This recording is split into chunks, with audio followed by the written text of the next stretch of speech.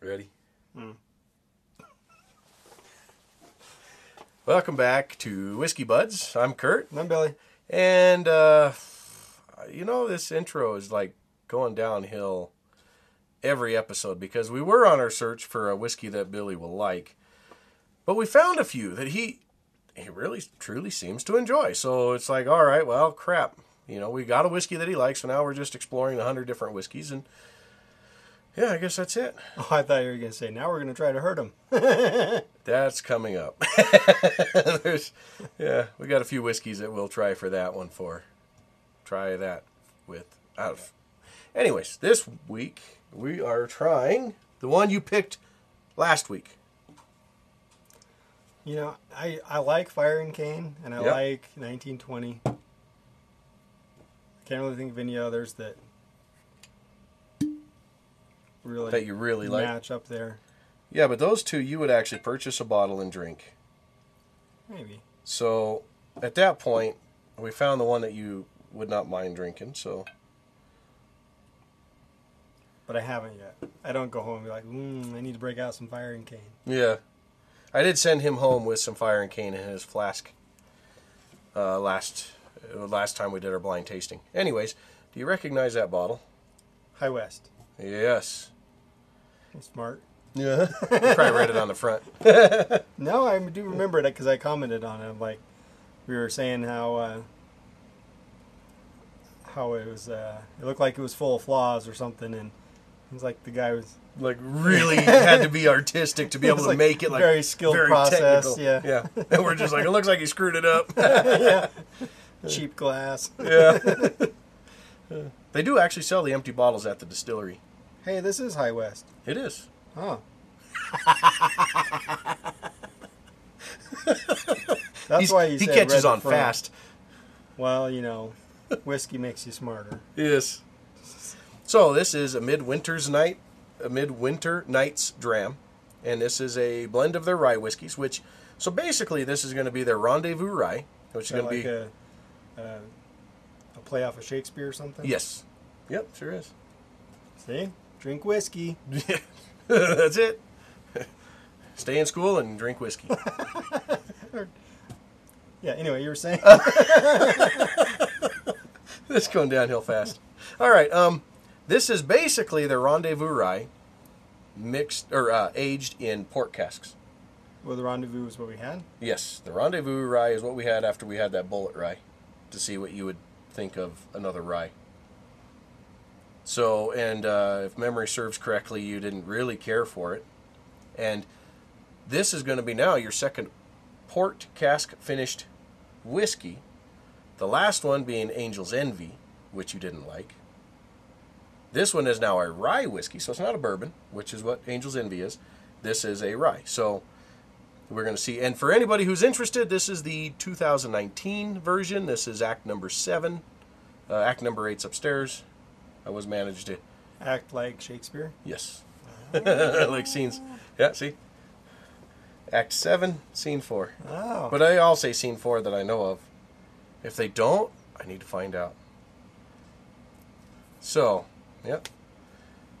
Finished in French oak port barrels. So port's like it's not a sweet, right? It's like a actually flavorful. Can be very it can be a very sweet wine. A tawny port anyway is a very sweet wine, a dessert wine. It's a fortified wine. If I'm not mistaken, they did that for shipping. If I remember right, and you can correct me in the comments or just laugh at me, but I believe it was from France to England where they were shipping the port, and what they were doing was they were trying to ship wine, but they didn't want it to spoil before they got there, so then they fortified it by increasing the alcohol content, which allowed it to ship without going bad. And then they thought that they would just water it down or do whatever they would do there, but the English seemed to have a flavor profile, or it seemed to enjoy it as port, so it stayed as port. And so now we have just the port barrels. This one has that rye smell to it, but it also has that sweetness. Utah doesn't have any ports or ships. No, it does not. So they have to ship it in by truck or train. I bought this at the distillery. If anybody has a chance to get over to Park City, Utah, it's a nice little ski resort town, very beautiful. The distillery is awesome to go visit. I can't recommend it more. It's probably one of the prettiest distilleries I visited so far in the number of distilleries I visited, which is like, I don't know, 25 or 30 of them. So, and this one, just off of memory, this one I liked more than Act 8, which seems to be common among a few others that I've heard of. I've been taking some big sniffs. Yeah? Feeling good. This one has raised the proof a little bit from last week. Oh, is last it? week we're at 40%.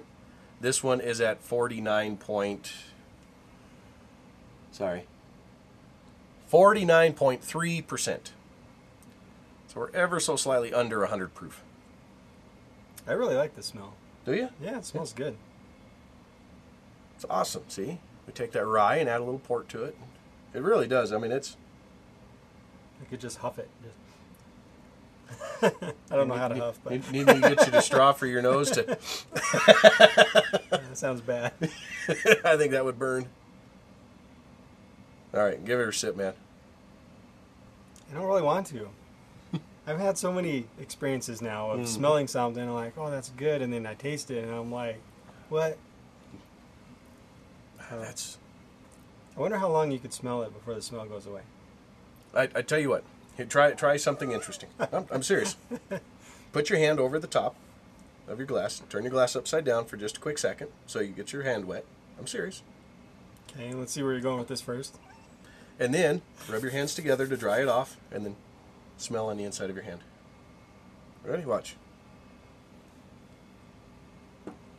See, you got that? Maybe that was a little much. All right, here we go. Whoa. Have you seen anybody else do this? Or Yeah. did you just come up with it? No, I've seen it happen before. Oh. Okay. Yeah. Uh-huh.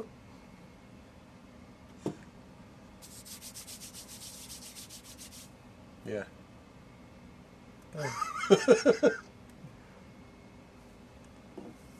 Smell it? Maybe I need to wash my hands. What's All right, happening there? You need to have... Whoa.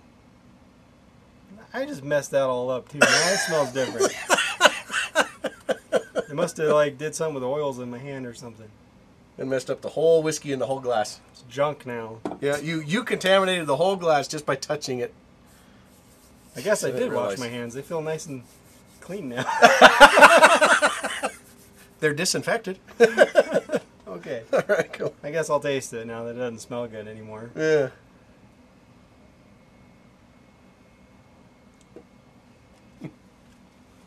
Spicy. Yeah. Spicy rye. Mm-hmm. You get any of that sweetness from that port? Ugh.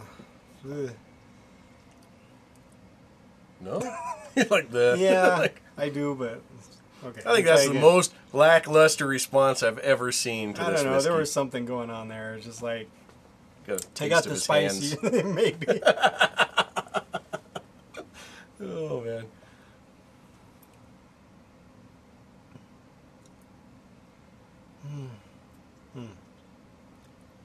Well, there's a lot to digest there. That was a small sip. That's not a lot to digest. I mean, that'll go pretty quick. But There's a lot to figure out there.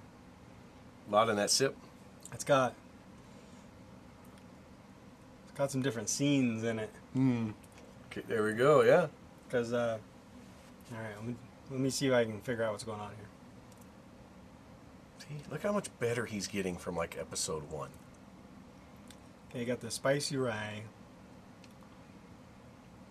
And then that kind of fades out a little bit, and you get that wine. Mm-hmm.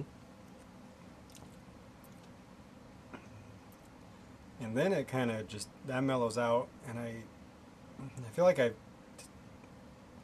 alcohol's there. Mm-hmm. Like, That's where you get the ethanol. yeah. And then it just kind of blends nicely into a smooth aftertaste. A nice finish. Yeah. How long would you say the finish lasts? Like medium, short, like finish, like how long after you finish drinking it, like how long does it coat your mouth? Yeah, basically.